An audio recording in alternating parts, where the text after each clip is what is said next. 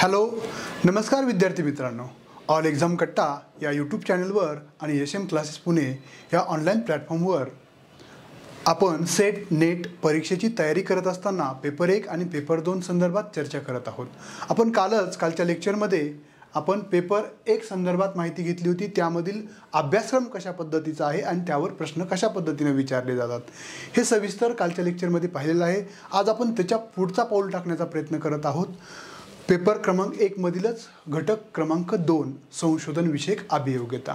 मग आपण अभ्यासाचा एक वेगळ्या पद्धती डेव्हलप केलेली आहे, ती म्हणजे सूक्ष्म म्हणजे मायक्रो, म्हणजे आपण छोट्या लहान गोष्टीकडून कशा पद्धतीने पूर्ण अभ्यासक्रम कव्हर करून परीक्षाभिमुख आपला अभ्यास कशा पद्धतीने चांगला होईल, क्वालिटेटिव्ह म्हणजेच गुणवत्तात्मक अभ्यास कसा होईल याकडे आपण लक्ष देत आहोत.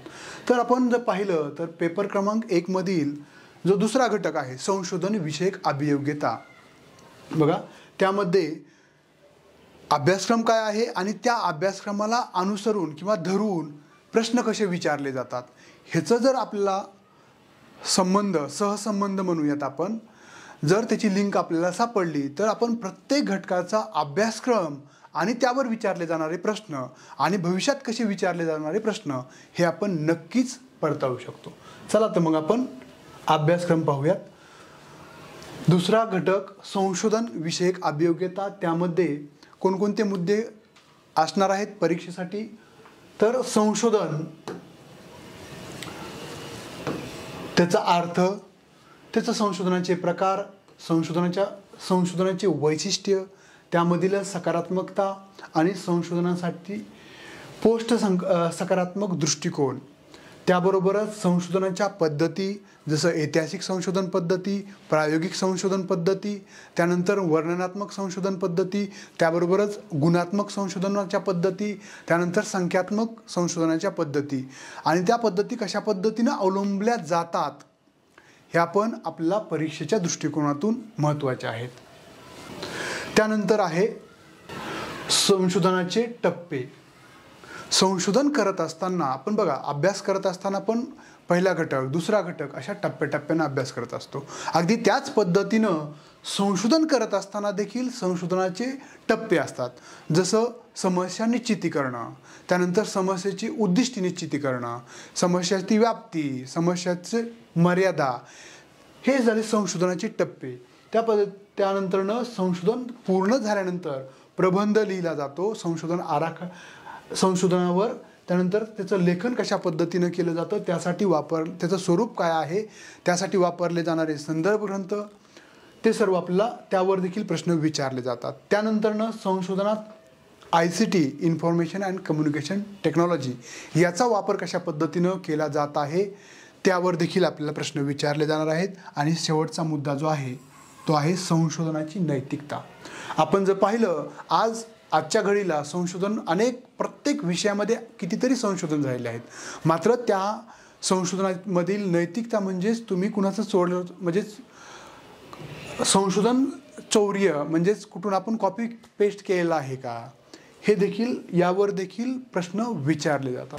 आता आपण 26 मार्च 2023 ला जी सेट परीक्षा झाली होती आणि त्या परीक्षेमध्ये पेपर क्रमांक 1 मधील घटक दुसरा संशोधन विषयक अभियोग्यता या घटकावर कोणकोणते कशा स्वरूपाचे प्रश्न विचारलेले आहेत. आपल्याला काय करायचं आहे की अभ्यासक्रम आणि त्या अभ्यासक्रमावर विचारलेले प्रश्न याचं लिंकिंग करण्याचा प्रयत्न करायचा आहे, जेणेकरून आपल्याला आपल्या अभ्यासाची दिशा आणि दशा निश्चित करण्यासाठी, बरोबर आहे, म्हणजे आपण मार्ग भरकटणार नाही आहे.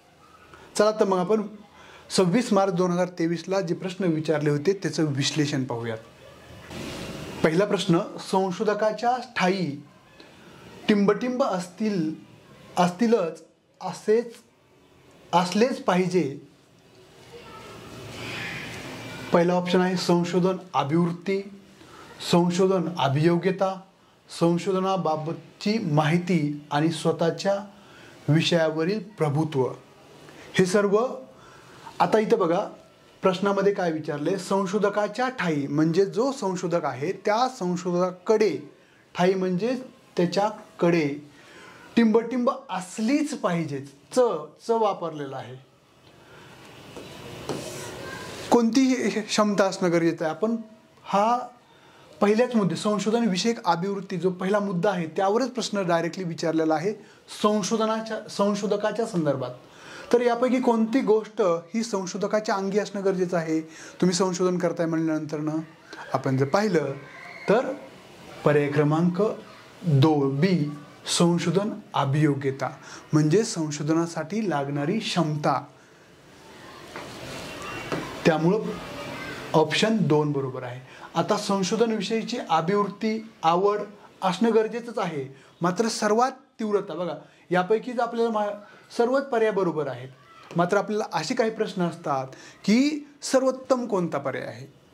चारी पण पर्याय आपण चुकीचा आहे असं म्हणू शकत नाहीत, मात्र त्यावेळेस आपल्याला सर्वोत्तम पर्याय कोणता आहे असा पर्याय निवडायचा असतो. तर त्यामध्ये आहे संशोधन अभियोग्यता पर्याय क्रमांक B.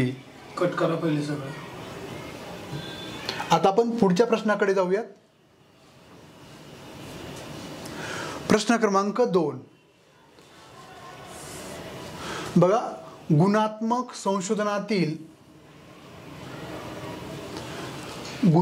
संशोधनातील टिंबटिंबच्या नोंदी करणे यास टिपण काढणे असे म्हणतात. आता आपला हा जो प्रश्न विचारलेला आहे तो कुठून आलेला आहे अभ्यासक्रमातील? तर संशोधनाच्या प्रकारावरून, बरोबर आहे, ज्यामध्ये आपण संख्यात्मक संशोधन, गुणात्मक संशोधन यावर आधारित क्वालिटेटिव्ह रिसर्च यावर आधारित प्रश्न आहे. गुणात्मक संशोधनातील टिंबटिंबच्या नोंदी करणे यास टिपण काढणे असे म्हणतात. तर ते कोणते टिपण काढणे? पर्याय आहेत चिंतनशील टिपा, स्मरण टिपा, आकलन टिपा, संशोधन टिपा. कोणता असणार आहे योग्य पर्याय? बघा, त्यामुळं गुणात्मक टिंबटिंबच्या नोंदी करणं, गुणात्मक संशोधनामध्ये टिंबटिंबच्या नोंदी करणे यास कोणतं टिपण म्हटलं जातं? अंडरस्टँडिंग नसणारच आहे. रिसर्च टिपण असं म्हणता येईल का? नाही. क्वालिटेटिव्हचं आहे. स्मरण हे पण नसणार आहे. योग्य पर्याय असणार आहे चिंतनशील टिपण. आपण ज्यावेळेस क्वालिटेटिव्ह रिसर्चच्या बाबतीत विचार करतो त्यावेळेस आपल्याला चिंतनात्मक म्हणजेच आपण त्यात गुणात्मकता शोधत असतो. त्यामुळे योग्य पर्याय आहे पर्याय क्रमांक A.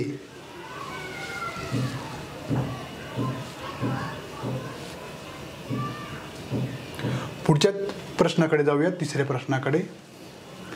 बघा, तिसरा प्रश्न, अध्ययन अध्यापन प्रक्रियेतील त्रुटी शोधण्यासाठीचे योग्य माहिती संकलन साधन टिंबटिंब हे असेल.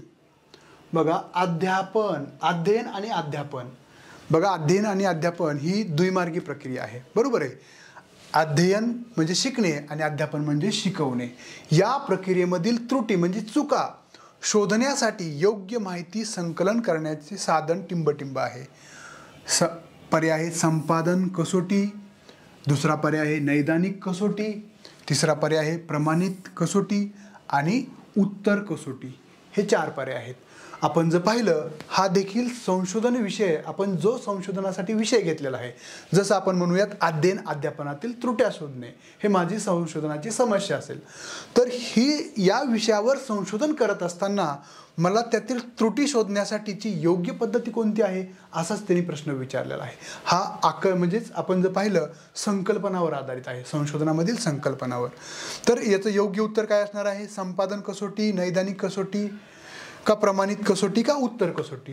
तर याचं योग्य उत्तर आहे पर्याय क्रमांक B नैदानिक कसोटी. नैदानिक कसोटीमध्ये आपण पहिल्या घटकामध्ये पाहिलेलं आहे नैदानिक चाचण्या, मूल्यमापनामध्ये नैदानिक चाचण्या आपण पाहिलेल्या आहेत सर्वांनी.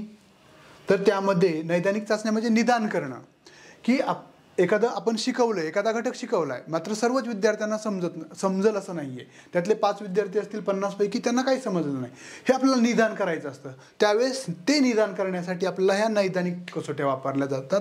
म्हणजेच अध्ययन अध्यापन प्रक्रियेतील त्रुटी शोधण्यासाठी योग्य माहिती संकलन, माहिती एकत्रित करण्याचं साधन हे नैदानिक कसोटी आहे. त्यामुळे पर्याय क्रमांक B आहे. तर पुढे जाऊयात दुसऱ्या प्रश्नाकडं.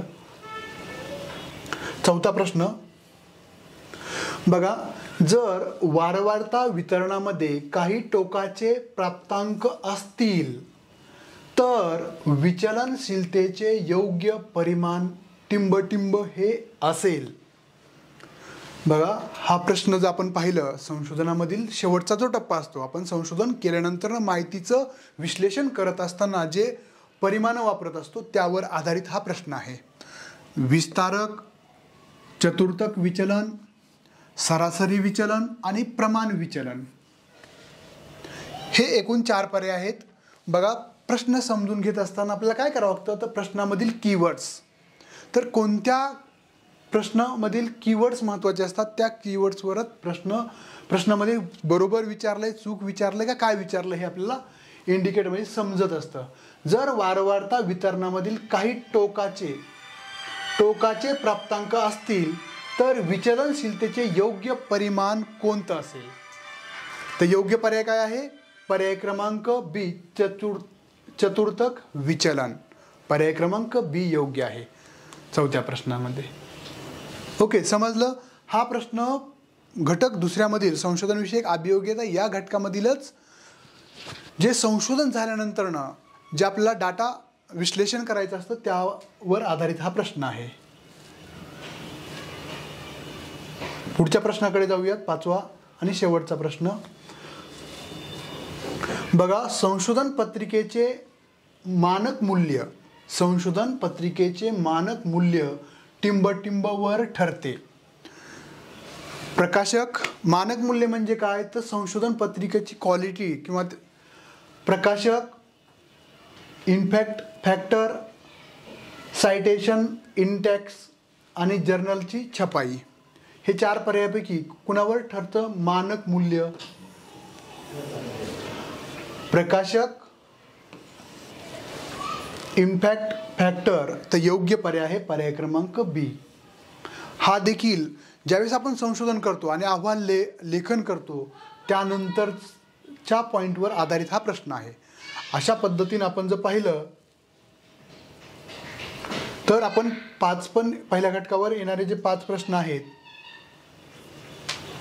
ते आपण पाहिलेले आहेत. एकंदरीत या सर्व लेक्चरचं एक सार काय आहे, तर घटक जो दुसरा आहे संशोधन विषयक अभियोग्यता त्यामधील जो अभ्यासक्रम होता, आता तुम्ही पण ऑब्झर्व केलं असेल की जो अभ्यासक्रम आहे आणि अभ्यासक्रमाच्या अनुषंगानं कसं सिक्वेन्सली प्रश्न विचारलेले आहेत हे प्रत्येकच वर्षी, फक्त आता 26 मार्च 2023च उदाहरण आपण दिलेलं आहे, मात्र प्रत्येक वर्षी त्या पद्धतीने प्रश्न विचारले जातात. आपण योग्य मार्गाने जर अभ्यास केला, योग्य टार्गेट ठेवून, तर नक्कीच आपण या सेट परीक्षेमध्ये चांगल्या गुणांनी यशस्वी होऊ शकतो. धन्यवाद.